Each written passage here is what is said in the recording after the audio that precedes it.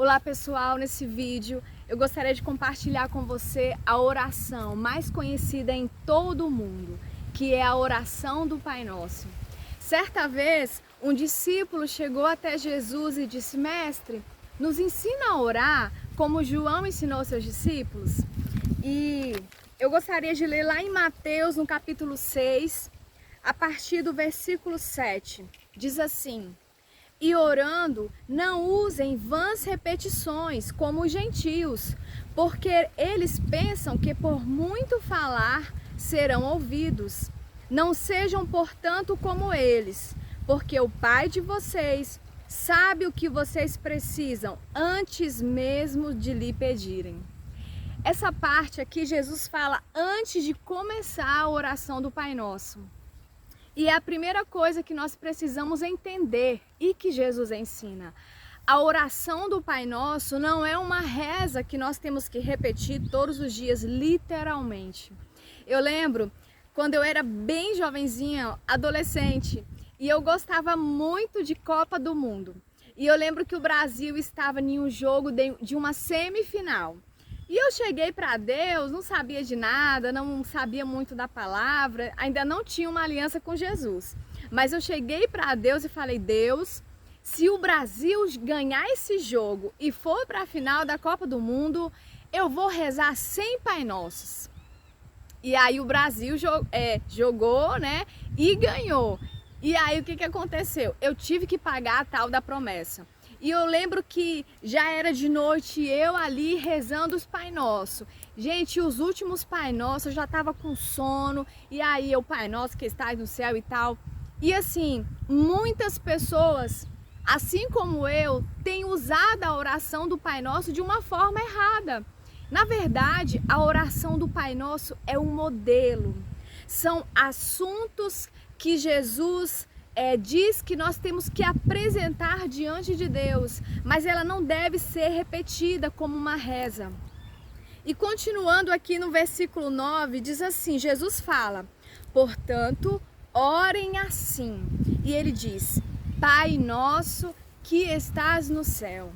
Pessoal, essa primeira frase da oração do Pai Nosso, ela diz muito a nós, sabe? Jesus iniciar essa oração com o nome Pai foi algo tão novo que ele trouxe. Quando a gente lê o Velho Testamento, a gente vê que o povo de Israel não chamava Deus de Pai. Era Senhor, Senhor dos Exércitos, Jeová Jirê, Deus de Isaac, Deus de Abraão, mas não de Pai. Porque, na verdade, como diz lá em João, no capítulo 1, versículo 12, né? Diz que Jesus veio para os que eram seus, mas os seus não o receberam. Mas a todos quantos o receberam, deu-lhes o poder de serem feitos filhos de Deus. Então, nós nos tornamos filhos de Deus através da fé em Jesus. E também Romanos, no capítulo 8, versículo 16, diz que o Espírito Santo testifica, confirma ao nosso espírito que nós somos filhos de Deus. Então, quando Jesus ensinou os discípulos a chamar Deus de Pai, né? Entrar na presença de Deus chamando Pai, aquilo foi maravilhoso, aquilo foi revelador. E precisa ser algo que nós vivamos isso de fato. Hoje, graças a Deus, nós já nos acostumamos a chamar Deus de Pai. Mas muitas vezes esse Pai, ele sai no automático. Mas a gente não se sente filho, literalmente, ou não vê Deus como um Pai, como alguém que realmente nos ama, que cuida, que está conosco. Então, a primeira coisa que Jesus deixa bem claro é: entrem na presença dele, chamando-o de Pai, porque ele gosta. A Bíblia diz também em Romanos 8, que o Espírito Santo ensina o nosso espírito a chamá-lo de Abba, Pai. Pessoal, se Jesus está dizendo, chame ele de Pai, o Espírito Santo está dizendo, chame ele de Paizinho. é porque Deus tem muito prazer de que nós entremos na sua presença, chamando-o de Pai. E isso é maravilhoso. Você pode chamar Deus de Pai e se sentir como filho, porque Ele é verdadeiramente o nosso Pai. Continuando aqui, Jesus fala, né? Santificado seja o teu nome. Gente, eu confesso que quando eu leio essa frase, né, eu estava lendo, me preparando para ministrar, para gravar esse vídeo, e eu estava me perguntando, o nome de Deus já não é santo? Deus é santo, como é que eu posso orar para que o nome dele seja santificado, se ele já é santo? Sabe, irmãos, e algo que nós precisamos entender é que o nome de Deus, ele é santificado em nós. O que é que Deus falou lá no Antigo Testamento?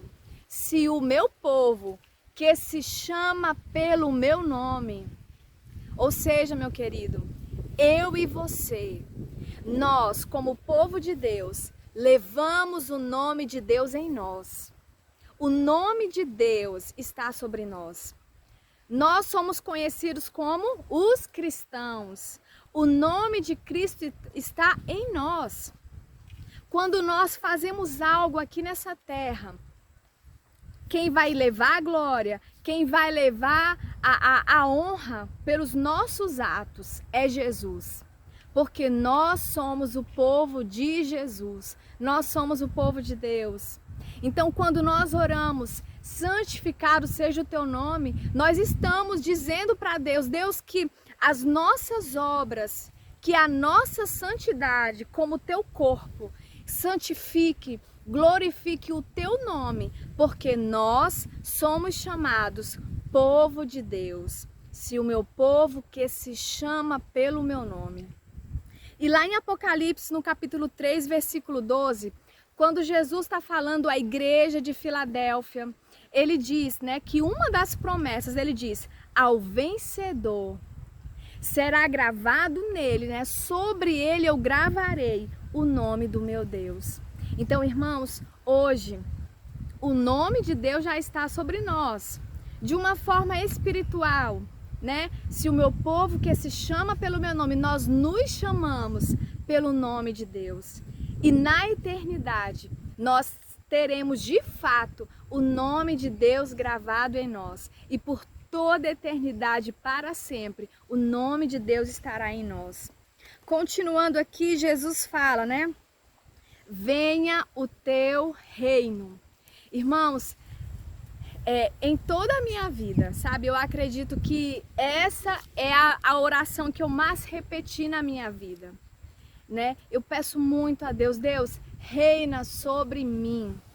Porque quando nós pedimos para Deus reinar, nós estamos entregando o controle da nossa vida para Deus. E nós precisamos clamar, sabe? Deus reina sobre a minha vida, sobre a minha família, sobre a minha cidade, sobre a minha nação, reina sobre o Brasil, sobre as nações da terra. Que o reino de Deus venha, trazendo salvação, trazendo libertação, trazendo alegria, porque o reino de Deus é alegria, é justiça e é paz. Continuando aqui a oração do Pai Nosso, ainda no versículo 10, Jesus fala que nós devemos orar assim: seja feita a tua vontade, assim na terra como no céu. Então Jesus, ele diz, ore para que a vontade de Deus seja feita. Irmãos, e nós sabemos que nós vivemos, né, uma guerra. Nós vivemos em guerra contra a nossa própria carne. E nós precisamos, sim, dia após dia lutar para que a nossa natureza espiritual vença a carnal, vença a carne. Que a vontade de Deus seja feita na nossa vida. E não seja de qualquer forma, sabe? Que ela seja a boa, perfeita e agradável vontade de Deus. E é interessante que Jesus ele traz um padrão aqui. Não é simplesmente uma vontade permissiva, que sabe, a gente, que Deus permite, não, mas é uma vontade perfeita, no padrão que ela é feita no céu, que ela é cumprida no céu. Sabe, irmãos, a Bíblia diz lá em Apocalipse que o diabo ele foi expulso do céu, juntamente com uma terça parte dos anjos que foram convencidos por ele. Ou seja, lá no céu não se brinca de fazer a vontade de Deus. Lá no céu ela é cumprida, ou é cumprida ou é cumprida. E assim, quando Satanás se levantou contra a vontade de Deus, né, querendo tomar o lugar de Deus, simplesmente ele foi expulso de lá. Porque no céu a vontade de Deus é cumprida plenamente. E é assim que Jesus quer que na nossa vida, né, que aqui nessa terra se cumpra como ela é cumprida lá no céu.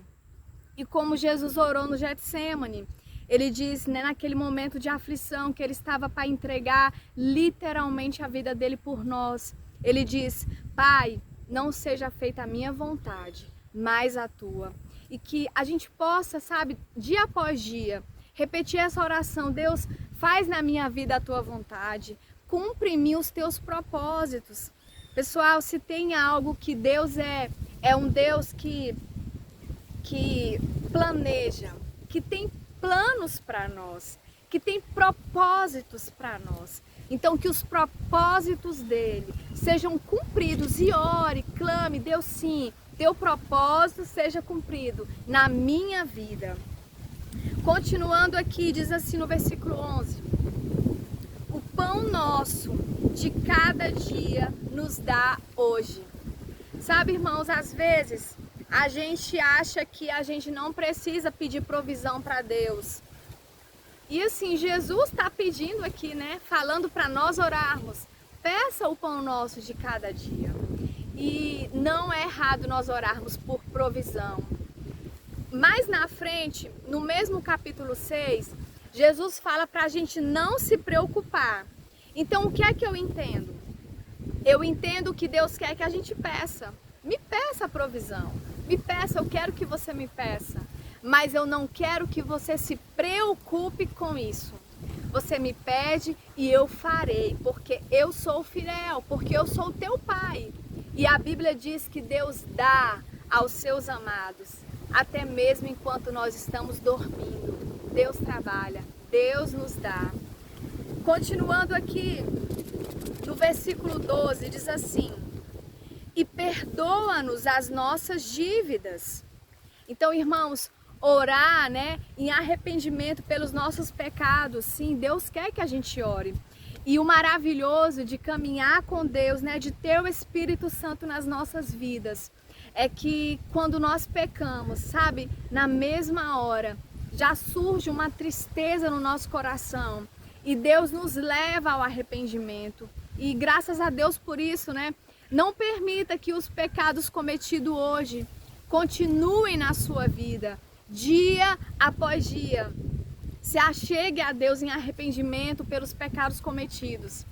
Mas a segunda parte desse versículo, irmãos, para mim é algo assim muito sério, que nós precisamos entender essa parte do versículo que diz assim: perdoa-nos as nossas dívidas, assim como nós também perdoamos aos nossos devedores. Então, aqui Jesus está dizendo para nós orarmos, pedindo perdão a Deus. Mas esse perdão, ele vai acontecer da mesma forma que nós perdoamos o nosso próximo. Irmãos, e mais na frente, no versículo 14, Jesus detalha mais um pouco mais sobre o perdão. Ele diz assim: porque se perdoarem aos outros as ofensas deles, também o Pai de vocês, que está no céu, perdoará vocês. Se, porém, não perdoarem aos outros as ofensas deles, também o Pai de vocês não perdoará as ofensas de vocês. Então, irmãos, isso é muito sério.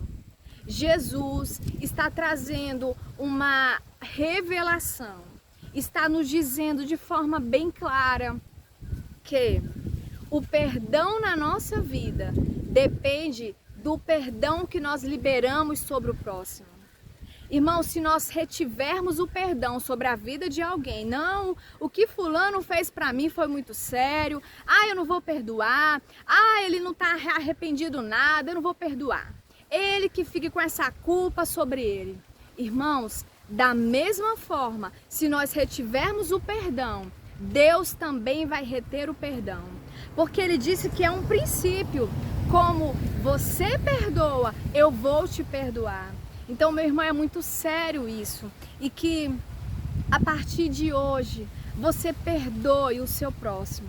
Não importa o que ele fez, perdoe. Porque o perdão de Deus sobre a sua vida e sobre a minha vida depende do perdão que nós liberamos sobre as pessoas.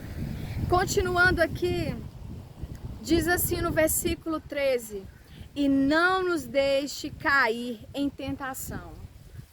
E assim, irmãos, Jesus ele desperta a gente para orar, não só para pedir perdão quando pecar, né? Mas ele fala: ore para que você não caia na tentação, ore para que você não peque. Irmãos, a tentação, né? A Bíblia diz que nós somos tentados segundo o desejo que já há em nós. Satanás não inventa uma tentação. Simplesmente ele percebe que nós somos tentados em algumas áreas e ele chega exatamente com aquele desejo que há dentro da sua carne e ele lhe oferece. Proporciona circunstâncias para que você aceite aquilo.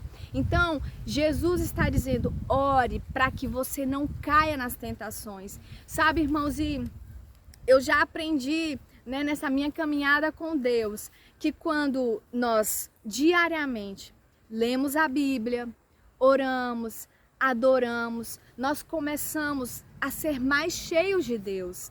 E a nossa natureza espiritual, ela vai se tornando mais forte e a carne vai definhando. Então, quanto mais nós estivermos na presença de Deus, mais longe nós estaremos das tentações, porque nós vamos nos tornando fortes em Deus e nós vamos nos tornando, sabe, a mente vai sendo renovada e a carne ela vai literalmente mortificando. E Jesus finaliza aqui dizendo assim: mas livra-nos do mal. Irmãos, a gente precisa entender aqui que existe o mal, né, que vem lá do inferno mesmo, né? Satanás e seus demônios trazendo aquele mal querendo alcançar a nossa vida com esse mal. E nós temos que orar para que Deus nos livre do mal. E também existe aqueles males desta terra. Nós ainda moramos aqui, somos cidadãos do céu, mas também somos cidadãos brasileiros. Estamos aqui sujeitos a assaltos, sujeitos a acidentes, sujeitos a tantas coisas e nós precisamos orar, né, em relação a isso. Deus, quando a gente for sair de casa, fazer uma viagem, todo o tempo, Deus me livra. Quando a gente for deitar, né, Senhor, guarda a minha casa, que nenhum ladrão entre aqui de noite. E pedir pela proteção de Deus, pedir para que Deus nos guarde, pedir para que os anjos, né, ele dê ordem aos anjos para estar sempre ao nosso redor, nos guardando e nos livrando de todo mal. Irmãos, e eu gostaria de encerrar, né, esse vídeo dizendo para você que, como eu disse no início, o Pai Nosso não é uma reza para ser repetida, mas é um modelo, são assuntos que nós devemos apresentar diariamente a Deus em nossas orações. Então que Deus te abençoe, que você possa ser, né, fazer parte daqueles que todos os dias estão na presença de Deus, orando, entregando, derramando seus corações, sua vida, e Deus respondendo e Deus alimentando. Porque se nós buscarmos a Deus, fizermos nossas devocionais diárias, a nossa vida será outra. Nós vamos caminhar com Deus. Deus te abençoe. Até o próximo vídeo. E se inscreva nesse canal. Compartilhe com pessoas esse vídeo. Até o próximo.